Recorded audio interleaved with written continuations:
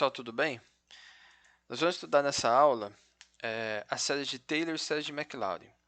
A gente viu nas aulas anteriores uma classe de séries chamada séries de potência e vimos também que é possível aproximar certos tipos de funções por séries de potência.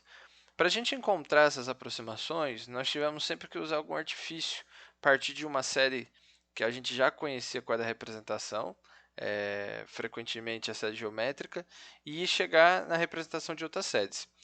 Isso parece ser muito limitado quando a gente vai trabalhar com esse tipo de coisa. Então, uma forma sistemática de eu encontrar qual é a representação em séries de potência, quando essa representação existe, são as chamadas séries de Taylor e séries de Maclaurin, que a gente vai estudar hoje. Então, a pergunta que a gente busca responder, eu vou desaparecer aqui. Então, a pergunta que a gente busca responder como podemos achar a representação em série de potência de uma função f de modo sistemático? Ou seja, dado uma função s, suponha que ela tem representação em série de potência, como que eu encontro essa representação? Ou eu vou sempre depender de partir de uma representação para poder chegar em outra? Então, a ideia é tentar encontrar esse método sistemático. Então, seja f uma função qualquer representada por uma série de potência. Então, se f é uma função qualquer representada por uma série de potência, significa que isso serve até para a gente recordar o que a gente viu antes, que minha f de x pode ser escrita como c0 mais c1 x menos a mais c2 x menos a ao quadrado e assim por diante, né? De uma maneira geral, a gente escreve isso como sendo somatório de n indo de 0 até infinito do Cn x menos a elevado a n. E essa representação ela existe em torno de A no intervalo R, de A raio R, né? Então, para os valores de x em torno de A, a uma distância menor do que R, essa série, essa soma, é igual a essa função. Então, será que a gente consegue encontrar de alguma maneira os coeficientes C1, C2, C0, C3, C4 em função do valor da própria função, né? Em função de f? Será que isso é possível? Então, é isso que a gente vai tentar agora. Então, vamos olhar o primeiro passo. A gente vai fazer o seguinte. Vamos supor que a nossa função, se eu pegar e avaliar quanto vale a minha função em A, né, pensando que a minha função é essa aqui de cima, a gente vai ver que f de A vai ser igual a C0. Né, porque todos os outros termos dessa soma, eles vão zerar, porque vai ficar x menos A e o x vale A. Né? Então, o primeiro coeficiente se é zero, a gente já encontrou, ele é o f de A. Então, se eu tenho uma função que eu quero representar em série de potência, é só pegar o meu C0 e falar que ele é f de A. No segundo caso, vamos pegar aqui um segundo passo e vamos fazer o seguinte. Se eu derivar essa função, né? Então, vou pegar f e vou derivar ela. A gente aprendeu já a derivar funções representadas em série, então vai ficar C1, não é isso? Mais 2 vezes C2 x menos A. Vamos supor aqui que a gente escreveu os outros termos, então ficaria 3C3 x menos A ao quadrado, mais e assim por diante. Né? Essa seria a nossa representação. Agora, se eu quisesse saber, ou se eu buscasse compreender quanto vale a função f' em A, então isso fica C1 e só, né? Porque o resto zero. Né? Vou até apagar aqui para não ficar diferente do caso. Então fica só C1. Então, o que a gente acabou de ver? Que a nossa função, o nosso coeficiente C1, ele é a derivada da f em A. Então, se eu quiser encontrar o C1, eu derivo a função e vejo quanto vale ela em A. Terceiro, vamos continuar esse raciocínio. Vamos derivar a função de novo. Né? Agora eu vou calcular o f duas linhas de x.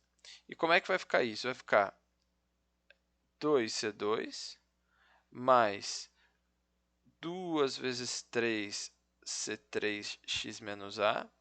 Se eu tivesse escrito outros termos, ficaria 3 vezes 4c4x menos a ao quadrado e assim por diante. né? E se eu avaliar essa função de novo no ponto A, vai sobrar só os C2, duas vezes C2, né? E daqui é fácil ver que o nosso C2, portanto, vai ser F duas linhas de A dividido por 2. Tá bom? Então, já conseguimos encontrar o C0, C1 e C2. Vamos tentar encontrar mais, né? Talvez a cara do nosso coeficiente fique mais claro daqui a pouco, depois que a gente fizer isso mais algumas vezes. Então, vou encontrar aqui, vou fazer um quarto passo. Então, vamos contar a terceira derivada dessa função. Isso vai ser 2 vezes 3 vezes C3, mais 2 vezes 3 vezes 4, C4, x menos A. Se eu tivesse aqui uma quinta potência, ia ser 3 vezes 4 vezes 5, x menos A ao quadrado, né? E assim por diante. Agora, vamos avaliar o F3' em A, e isso vai dar 2 vezes 3 vezes C3. Eu vou deixar esse 2 vezes 3 de propósito, tá? Então, meu coeficiente C3 ele é igual ao F3' de A dividido pelo 2 vezes 3. Tá ok? Se a gente continuar esse raciocínio, a gente vai chegar numa generalização. Se eu fizer isso várias vezes, né, fizer isso, enfim, por N vezes, a nossa generalização vai ser da seguinte forma. Então, vamos supor que a gente repita isso várias vezes. Se a gente calcular o Fn de A, então esse Fn de A não é f elevado a n, é a enésima derivada da função A, tá ok? Isso vai ficar o n fatorial vezes o Cn. Veja que para todos esses casos, né, aqui embaixo, por isso que eu não tirei, isso aqui, posso pensar que está multiplicado por 1, isso aqui é o meu 3 fatorial. Né? No caso do duas linhas, o 2 é o 2 fatorial. Isso aqui também é o 2 fatorial. Se eu repetir esse processo, né, vai ficar dessa forma, e, portanto, para isolar o coeficiente Cn, fica Fn de A, esse Fn é a enésima derivada em A, dividido por n fatorial. Ok? Então, essa é a nossa representação, né, dos nossos coeficientes quando a gente quer calcular uma série de potência, desse jeito. Tá ok? Então, essa ficaria sendo a nossa representação. Então, a partir dessas contas que a gente fez, a gente vai escrever um teorema. Né? Então, se tiver uma representação, expansão em série de potência, isso é, de novo, vou repetir aqui, né? Se a minha f pudesse ser escrita como sendo o somatório de n indo de 0 até infinito do meu Cn x menos a elevado a n, e o x menos a menor que r, então os seus coeficientes são dados pela seguinte fórmula, que a gente acabou de ver. F é a enésima derivada de f dividido por n fatorial. Então, não é difícil calcular a série de potência. Né? E essa série que a gente acabou de ver, né, que a gente pode escrever até de maneira genérica, como sendo, né? Então, daqui eu posso até escrever assim, que o meu f de x é, portanto, o somatório de n indo de 0 até infinito dos meus CNs, onde meu CN é f de n em A, dividido por n fatorial, x menos a elevado a n. Então, essa série que eu escrevi aqui, que eu vou até destacar ela, né, essa série que está aqui, é a série que a gente chama de série de Taylor. Nesse caso, a série de Taylor centrada em A, tá? Ou a série de Taylor em A, ou ao redor de A. Tá? Por quê? Porque eu posso calcular a série de Taylor de várias funções, centrando ela em outros pontos. E a gente daqui a pouco vai ver um pouquinho o que isso influencia, tá? Onde eu centro. Mas geralmente eu escolho esse A de acordo com a proximidade do ponto que eu quero avaliar a função.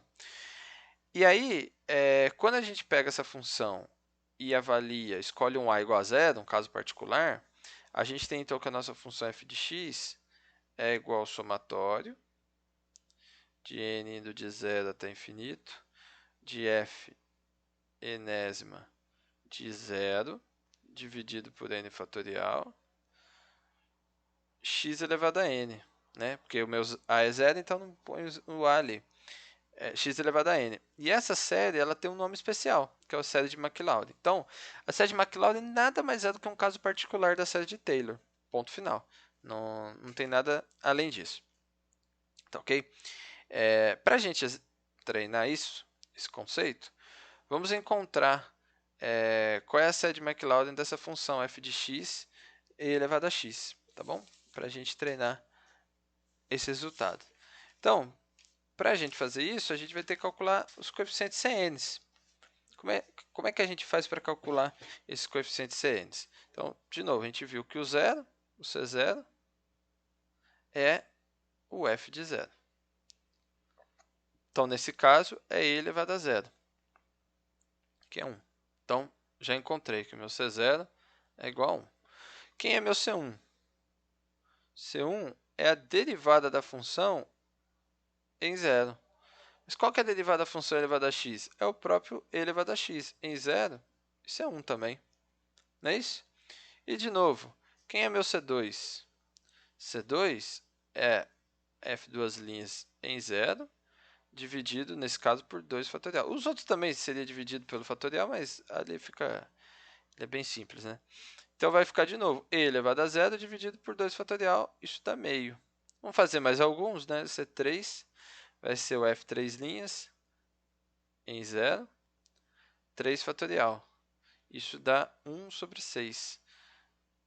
Mais alguns. C4 vai ser o f4 em zero. É a quarta derivada da f no ponto zero, 4 fatorial. Isso daqui vai dar 1 sobre 24. E assim por diante, tá bom? Então, os coeficientes vão ficar descendo dessa forma. Então, eu posso dizer que a minha função f de e elevado a x, ele é, em série de potência, né? Ela pode ser representada da seguinte forma. 1, vamos escrever como se de forma genérica, né? C0, C1x menos a, né? Mais C2x menos a ao quadrado, mais C3x menos a ao cubo e assim por diante. Então, meu e de x, como eu estou fazendo a série de Maclaurin, esse a é zero.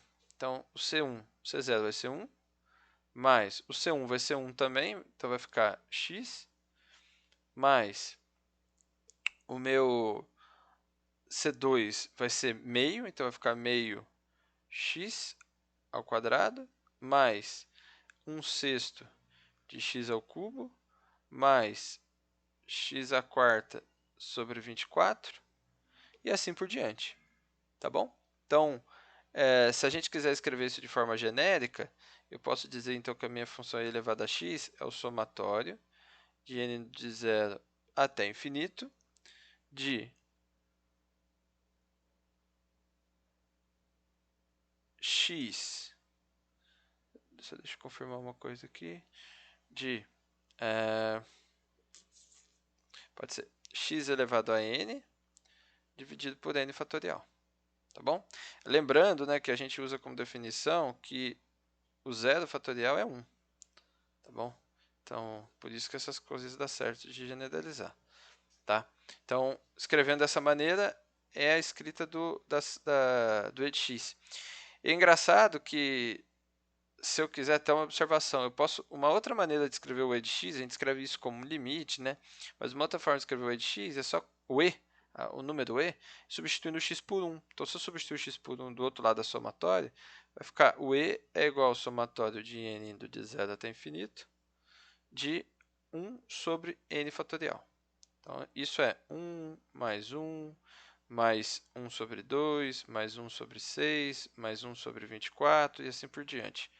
Desse jeito eu escrevo meu e também. Isso num gráfico é fácil de visualizar. O raio de convergência, a gente faz da seguinte forma. Então, para achar o raio de convergência.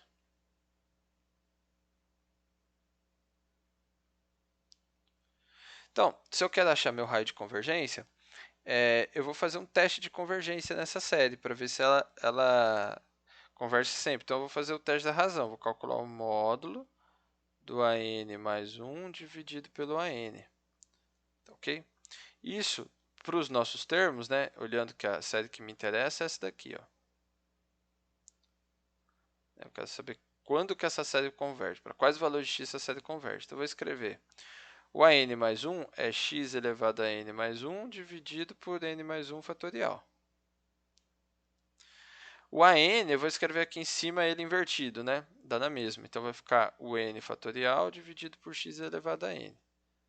Quando eu faço as devidas simplificações, isso fica x sobre n mais 1. Né? Quando meu n tende a infinito, né? Esse cara aqui tende a zero. E isso, obviamente, é menor do que 1. Isso para qualquer x. Não importa o x. Isso acontece para qualquer x. Logo, o raio, com um abuso de notação, né? Ou a gente pode só escrever, o raio é x, é infinito. É infinito. Né? Em outras palavras, significa que essa série ela converge para qualquer valor de x. Então, eu estou centrando em zero, né? A gente pode fazer um exemplo daqui a pouco no GeoGebra. Eu estou centrando em zero. Mas se eu quiser fazer essa aproximação para o x igual a 10, basta eu usar vários termos dessa soma, que essa função vai ficar parecida com f de 10, o e elevado a 10. Só que eu vou ter que somar muitos termos. Se eu quiser o 100, também dá. Só que eu vou ter que somar mais termos ainda, e assim por diante. Então, a aproximação vai ser melhor quanto mais próximo de zero tiver, porque a gente está fazendo uma série de Maclaurin. Se tivesse uma série centrada em 2, a aproximação é melhor em torno de 2, e assim por diante.